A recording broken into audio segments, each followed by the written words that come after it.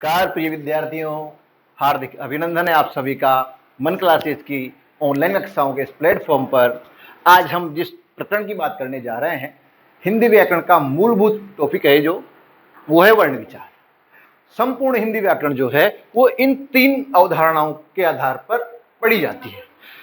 इसका अध्ययन जो है इन तीन अवधारणाओं के आधार पर किया जाता है। कौन कौन से हैं वो? पहला है वर्ण, दूसरा है पद, तीसरा है वाक्य। तो इस आधार पर जो व्याकरण का अध्ययन किया जाता है, पहला जो आधार है वो है वर्ण विचार। कौन सा है? वर्ण विचार। दूसरा आधार है पद विचार।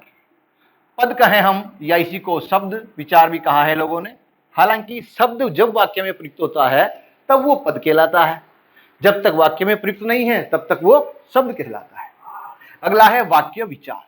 अगला जो टॉपिक है वो है वाक्य विचार। तो इन तीन चीजों को केंद्रीकृत करके जो है पूरी हिंदी व्याकरण का अध्ययन किया जाता है। आज हम जिसकी बात करने जा रहे हैं वो वाला टॉपिक रहेगा हमारा वर्ण विचार।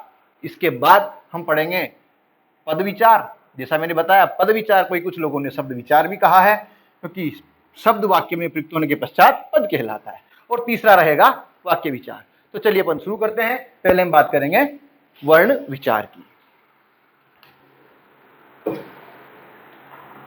तो बढ़ते हैं आगे। अपने कॉपी पेन निकाल लीजिए, तैयार हो जाइए। चलिए शुरू करते हैं वर्ण विचार का टॉपिक।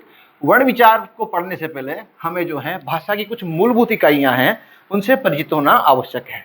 और वो मूलभूत इकाइयां क्या है उसकी हम बात कर लेते हैं पहले। तो ध्यान से देखिएगा, इसके अंतर्गत हम अध्ययन करने जा रहे हैं एक जो शब्द है वो है वर्ण, एक है ध्वनि,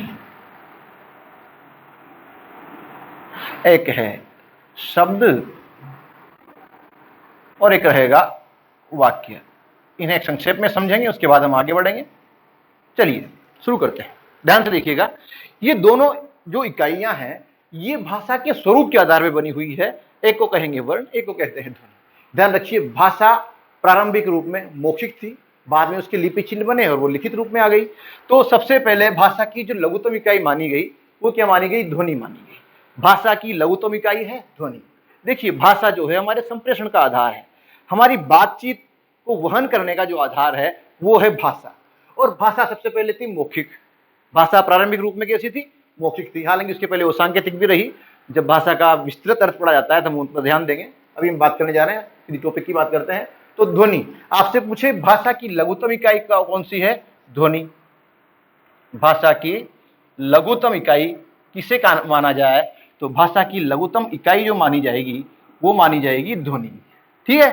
हाँ, जब भाषा को लिखित रूप में तैयार कर दिया गया, अर्थात जब ध्वनियों के लिए कुछ लिपि चिन्ह तैयार कर दिए गए, कुछ उनके लिए संकेत तैयार हो गए लिखित रूप में, तो फिर भाषा लिखित हो गई। और लिखित भाषा की लघुत्तम इकाई जो है वो कहलाई कौन सी? वो कहलाई वर्ण।